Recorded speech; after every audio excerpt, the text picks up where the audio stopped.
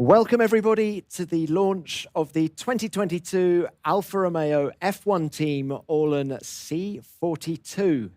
You're joining us in Barcelona for what is a very exciting moment for the team, its partners, and its fans. We've just seen the car's livery for the first time, and we hope you agree it's a real beauty. And to tell us about the car and the season ahead, we're joined, as you can see, from left to right by Robert Kubica, Zhou Guanyu, Fred Vasseur, Valtteri Bottas, and Jan Monchot. Welcome, gentlemen. Great to have you all with us. Fred, why don't we start with you? And let's begin by talking about that livery. What do you think? I think it's a good step that it's a brand new livery, but we are trying to keep the same spirit and the same color. We have the red and the white. I think it's nice, and at the end of the day, it's the color also of Alfa Romeo, of Orlen, of Sauber, and it's a very good combination. Valtteri, can I bring you in quickly? You've driven many different liveries in your Formula One career. Your thoughts? I love it. For me, it's love at first sight, you know. It's a special feeling, but yeah, honestly, when I saw it for the first time, and especially when you see it live, it's really stunning, and we'll be very proud representing these colors this season. Fred, we'll come back to you. There is a lot that's new this year, new technical regulations, 2 new race drivers. Can we call this a new chapter for the team? Yeah, for sure, it's a new chapter for the team, but not only for the team. I think it's also for the F1. It's the first time that we have a car developed under the cost cap also, with a complete new regulation, new dimension for the tires, that new lineup for the team, and so that for sure for the F1 it's completely new. It's a new chapter, and also for the team that we are enter, I think, in a new era, and I think it's a nice challenge. And final one from me for now. We've had a 3-day shakedown already here in Barcelona. A quick progress report from you? It was quite a difficult session that we had to face to the bouncing, I think, as everybody at the beginning of the session, and then we had some mechanical issue on the second part.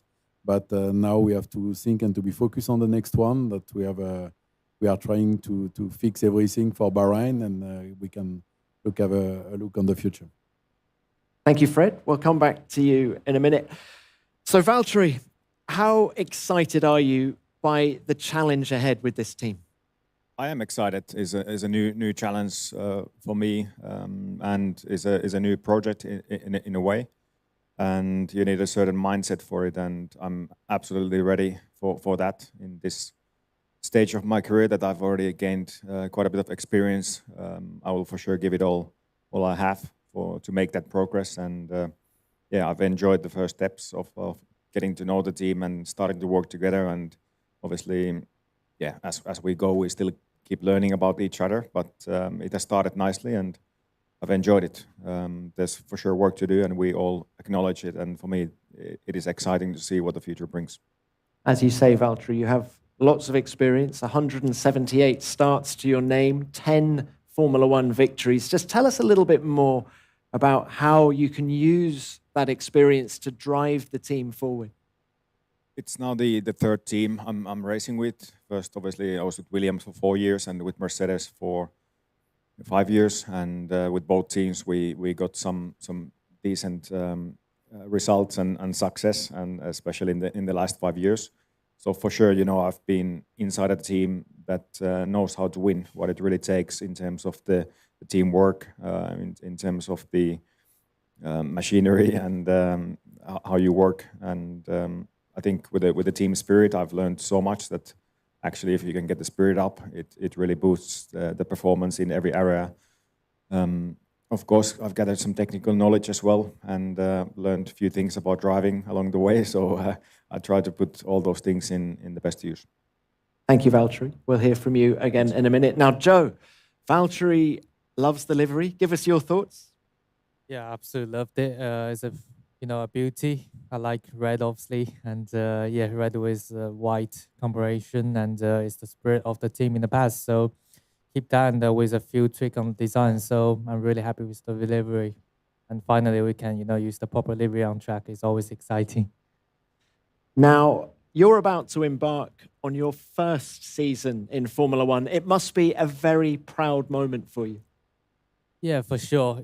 Just for myself, first time driving a Formula One car, entering the whole season championship in Formula One is exciting. And now as well as, like the other said, with the new era entering Formula One, makes all the team also exciting. This game is really a teamwork that every single part of drivers, the people, staff working in the factory is involved with two cars on track. So there's so much effort put in, during the winter time, also pre-season, to be able to have the strongest package we can have. And yeah, I really love it. And the atmosphere in the team is always amazing. So I'm really looking forward to working alongside Valtteri and also together with the team. Now, Formula One is a big step up for all drivers. What's been the hardest thing to get used to so far? Firstly, I think, they really rely on the drivers. So you have to give very straightforward feedback and information, and that really can help the team move forward. And in the other hand, there's, from my side as a rookie, there's so much stuff I have to learn with the car, with all the switches, all the stuff in the car, and of course with the new tracks this year, and with the new crew around me, to understanding people well together. It's a combination of all sort of things all putting together. But yeah, overall, it's been a great experience so far at the first season testing. But yeah, I know there's still a long way to go. Still a lot of knowledge for me to get used to and well adapting. But so far, so good. Well, thank you, Zhou. Great to have you in Formula One. Robert, your turn now. Come on, let's get your thoughts on this lovely livery. Well, I'm not new, first of all. Yeah, livery, I think, as Fred mentioned, is a bit of a combination of all colors. The guys mentioned red and white. I will mention white and red, as these are Polish colors. So, of course, for myself and for Orlen, is a great pride to represent our country in such a sport. And yeah, it looks good, but it has to ride even better. Two new race drivers for the team this year. Does that put greater emphasis on your role? Well, I don't think so, to be honest. Of course, there is a lot of challenges this season, both for drivers, for a team, especially for designers, engineers, completely different regulations. And also for me a bit, with the limited time, you have to kind of be ready in case something happens. Of course, we don't wish our main two drivers, we hope they can race always, but as we have seen last year, there might be opportunity, and it might be that I have to step in, and this is not a easy position, easy role, and so you have to kind of learn as much as you can as a team, also from my side. Of course, if there is needed help, I'm always here to help, and I hope we'll have a good season. Great. Thank you, Robert. And Jan, coming to you, thank you for waiting.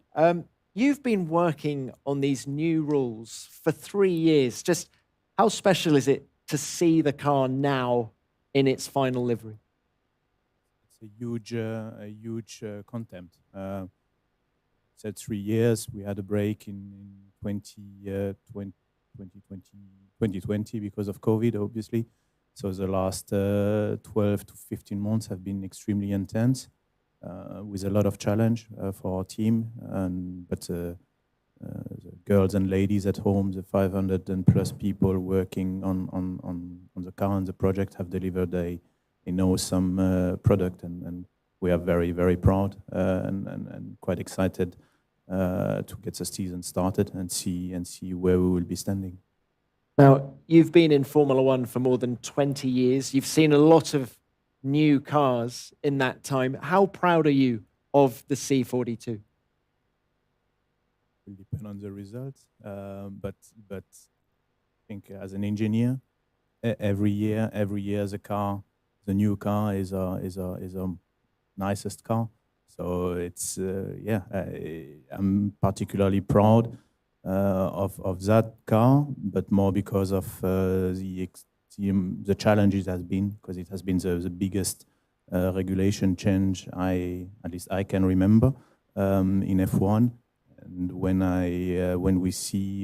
you could see behind the scenes the amount of work that has been delivered by everyone in the company, then yeah, it makes you even more proud to see the car on track in reality and not just behind a computer screen. Have you been surprised by the variety of designs that we've seen up and down the pit lane already? Yes and no. The rules are very prescriptive in areas such as the front wing and the rear wing design, but we're not that surprised to see the different interpretation on the bodywork, which is visually giving the flair of all the cars we see on track.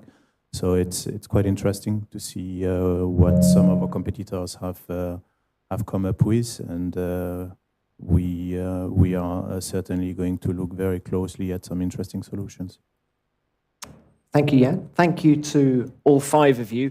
We're going to come to the media very shortly, but our next question comes from one of our Socius fan token holders.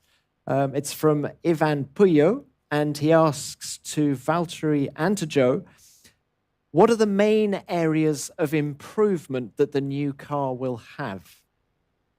Who'd like to start? Valtteri, let's come to you first. Well, we need to first work on the improvements with the new car. If I compare to previous years, obviously, from very little feeling that you got that you can definitely follow the cars a bit closer.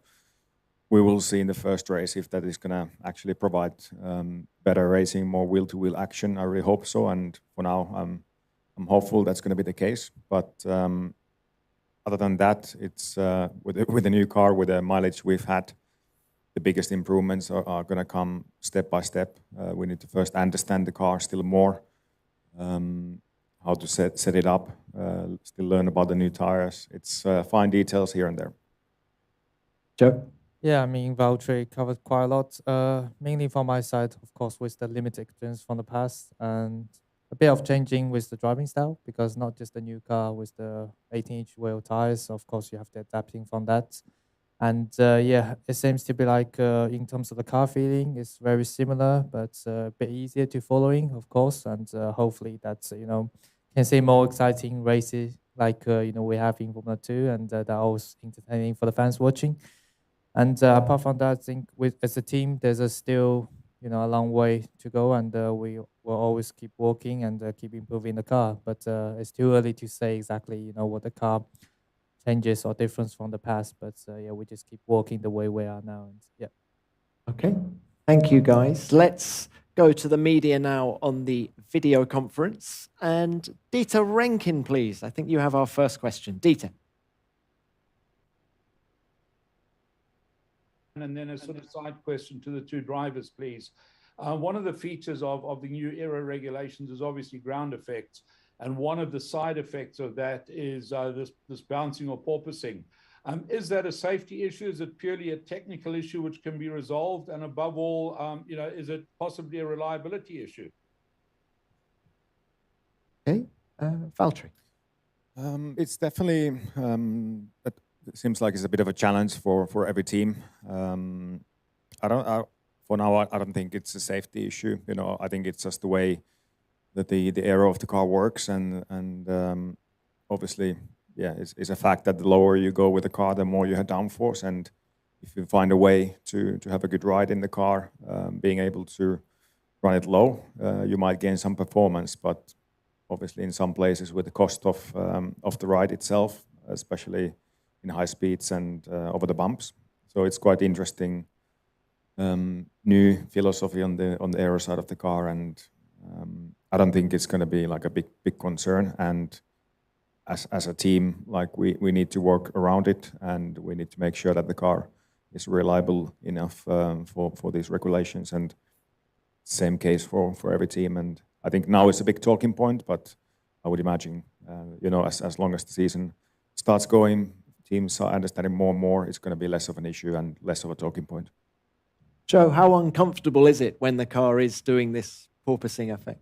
Yeah, to be honest, when I first time jumped in day 2, it felt already quite good improvement. And, from day 1, from the feedback we got, we already tried to work the way around it. It seems to be, of course, the problem is always still there a little bit from, I think, all the teams. But that seems to be like the biggest limitation with the new car for everyone. And we just have to, like Valtteri said, find a way around it, which can provide us, as much downforce as possible, also to reduce the bouncing on the straight. But yeah, in terms of, I think, safety or that, should be no problem on that side. Okay, thank you. Let's go to Luke Smith, please. You're next, Luke. Thanks, Tom. It's a question for Fred and for Jan. We know in the first test, Fred, as you mentioned, it was quite difficult for the team. He hit some issues here and there. How close are you to getting to the bottom of the problems and make sure that Bahrain will be a smoother test with some more mileage? First, this is the target. That it's not a secret that we had some bouncing issue at the beginning, and it was true, I think, for everybody. Then we had some, as I said before, some mechanical issue on the second part of the test. But we have to fix it. That I think it's our challenge, but I'm quite confident that we'll be able to do it for next week. We have the TV day today. We'll put back the car on track today, and but for Bahrain, I think that we will be on the right way. And we spoke about bouncing, but it's always the case with the new regulation. You have new issues coming in, and I think in 2 or 3 races, nobody will speak again about bouncing. That we'll have another issue or another topic to discuss. But we have to fix it, and we saw that on our side and on the other side of for the other teams, that everybody made big improvement over the first 3 days, and we'll come back next week, all the teams with a new configuration to fix it completely. Thank you. Jan, can we have your thoughts as well? I have no crystal ball with me. In the past, we've been usually very good in reliability. For this new car, we had to go very extreme on some design features, essentially because of the weight impact. So yes, we had here and there a few issues to solve, but I'm relatively confident we'll be on top of them. And the mechanical issues, which hampered us to have a good day on day 3, to some extent, I prefer they happen now than during the season. So usually when we have those issues, we fix them once for all. So it's also why we go testing. So yeah, we would have liked doing more mileage, that's for sure.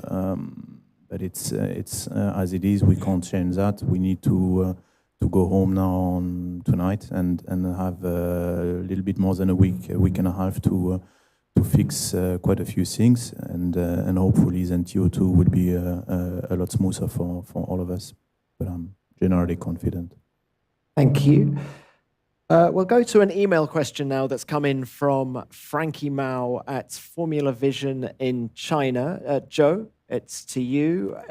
He says, China has just made the biggest breakthrough in the Winter Olympics. Now you are the first Chinese driver to race in Formula One. Do you think it proves that everyone can realize their dreams in sports as long as they work hard? Yeah, I mean, of course, that's the case. 2 years ago, I still don't know if I'll be sitting here today and, in the Formula One paddock. But even since then, I never give up with my dream. So since I had a dream, I decided to move out from China and to be, together with the professional team, work my way through with the proper Formula One ladder of the Formula racing, and been working super hard, sacrificed quite a lot for my life. And, because I have so much passion about motorsports and, of course, doing what you love, you always try to give everything you have every time you're out track, every time you are back in the garage with all the engineers together. And yeah, dreams do come true. I can say that now, but still, even if the dream come true, I want to be in Formula One also, showing performance, putting the good performance of myself on track, and then to reward the teams, what they want or what they deserved. Thank you. Let's go back to the video conference now. Ed Straw, please. Ed. Yeah, question for Jan, please. In terms of the bouncing problem you were having, how much was that responsible for the mechanical troubles you were having? How much did you have to compromise the car in terms of setup and therefore performance in order to manage the problem? And how big a change do you need for the second test in order to get the car not only not bouncing, but also working as you wanted it to in terms of the aero? I think the bouncing topic, which is really the topic of the week, has been causing issues mainly during day one and the start of day two. After that, the fixes we had in place proved to be adequate. So that was tick in the box. What happened on day three has effectively nothing to do with the bouncing. It's more some small mechanical issues which hampered us of having a trouble-free day. Evidently, we found, like I think all the teams, a way around the bouncing during that first week, which required some compromise because effectively you had to move a bit away from the optimum where you would like to have the car. So if you move away from the optimum, you are giving performance. But I think it's more or less the same for all the teams, and we are working very hard to find ways to then have that bouncing topic under control, but more importantly to be able to move back closer to what is the optimum of the car. But I'm reasonably confident we will get there very soon, and hopefully already the very beginning of TO2. Thank you. Andrew Benson, please. You're next. Andrew. Thanks, Tom. It's for Valtteri primarily, but Fred and Jan as well, if you want. Valtteri, in between the bouncing and the mechanical problems, did you get any sense of where the car might be, what size of task you have ahead of you this year to become competitive? Got some kind of feeling, of course, and the nice feeling is that I definitely feel that there is potential. There's some strong areas in the car in certain type of corners.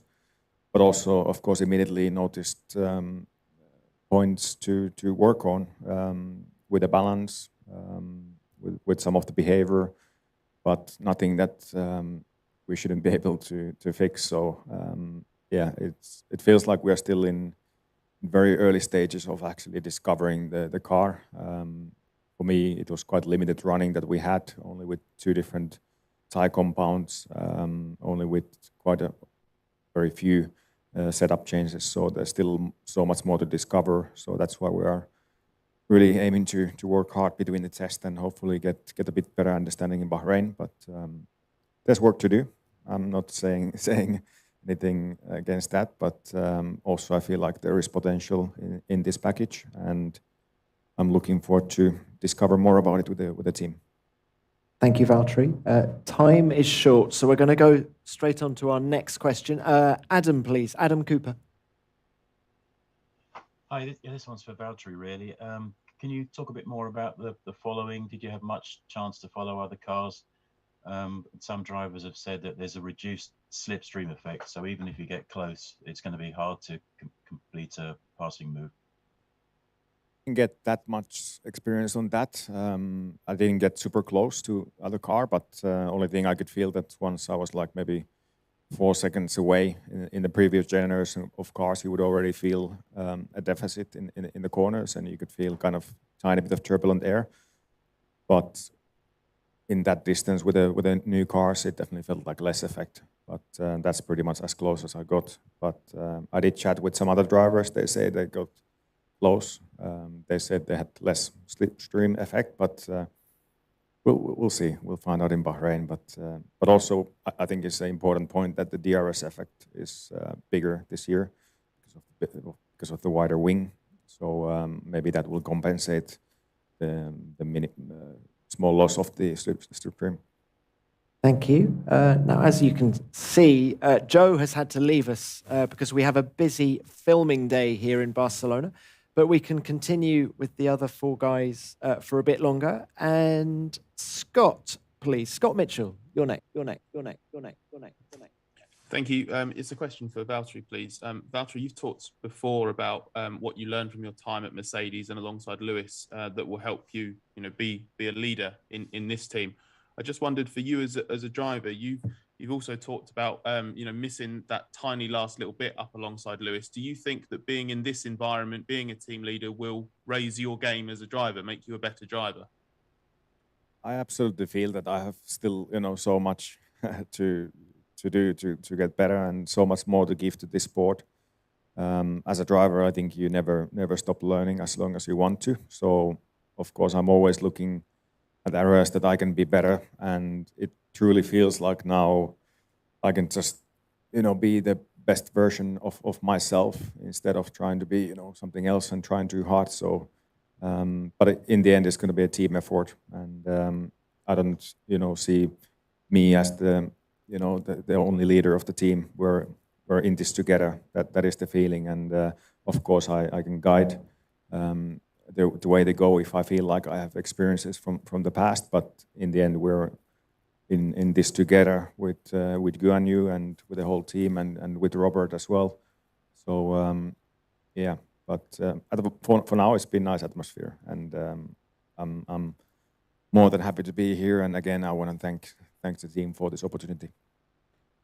Thank you, Valtteri. Let's go back to Ed, please. Ed Straw. Yeah, another question for Jan, please.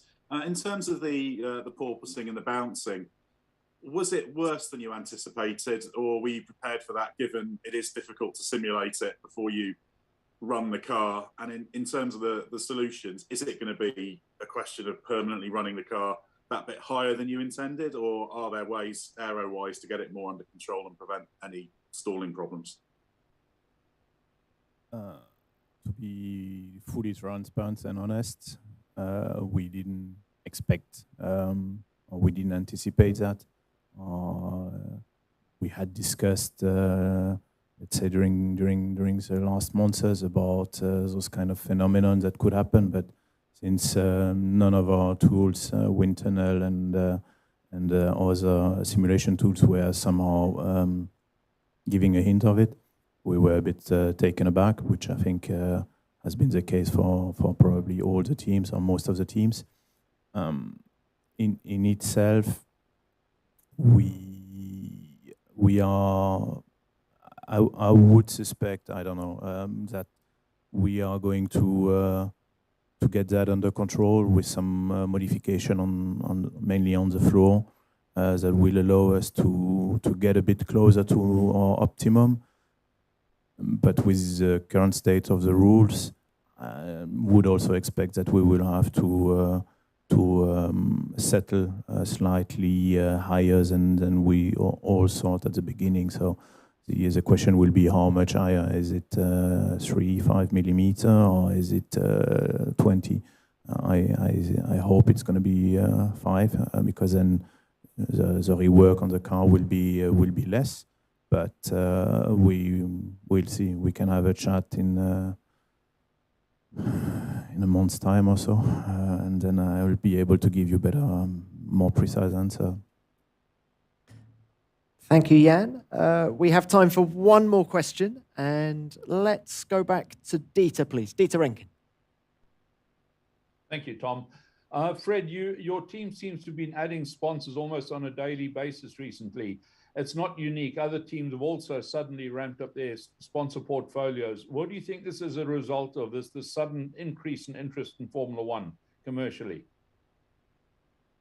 Dieter, I think it's a combination. That first, the hype around the F1 is mega, that we can saw it last year on different events, that we had I think the biggest number of spectators of the F1 live in Austin last year. Was a mega event, and the TV audience are growing up.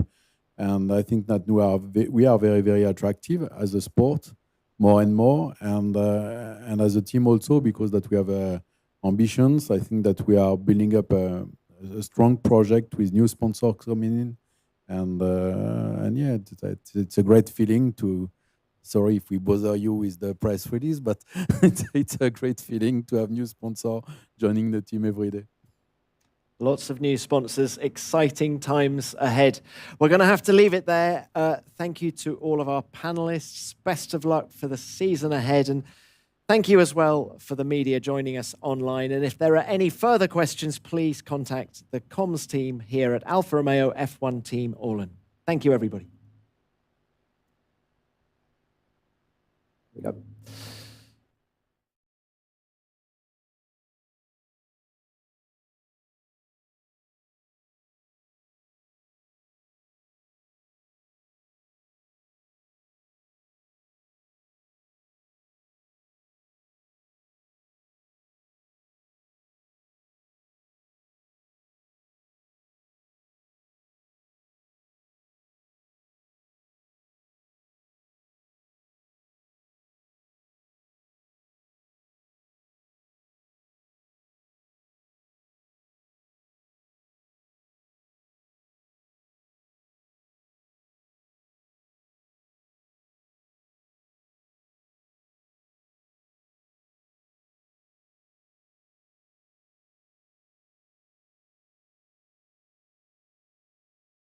Black Diamond cheese, bringing together meals that are beyond delicious. Black Diamond, since 1933.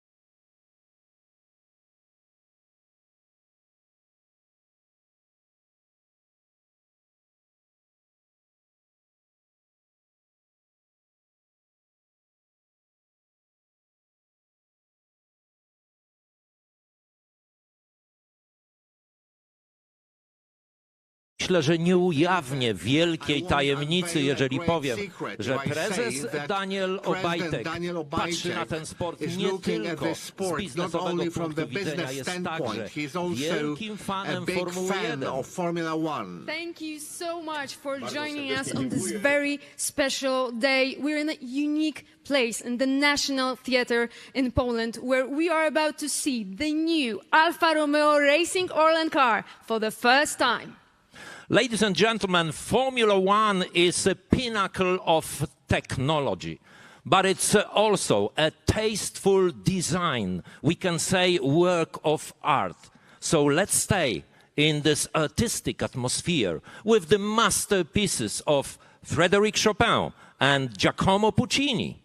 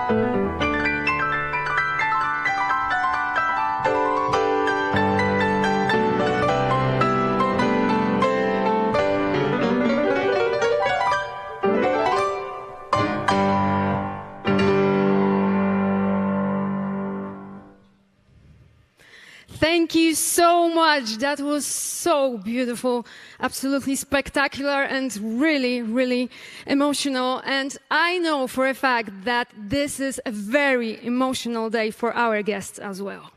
Thank you very much for outstanding performance by Justyna, Joanna, Krzysztof Herdzisz and Nikola Kołodziejczyk. Thank you very much. Ladies and gentlemen, it's high time to introduce and to welcome top management of Formula One team, Alfa Romeo Racing All-End team. Frédéric Vasseur and Jan Monchot, principal of the team and technical director.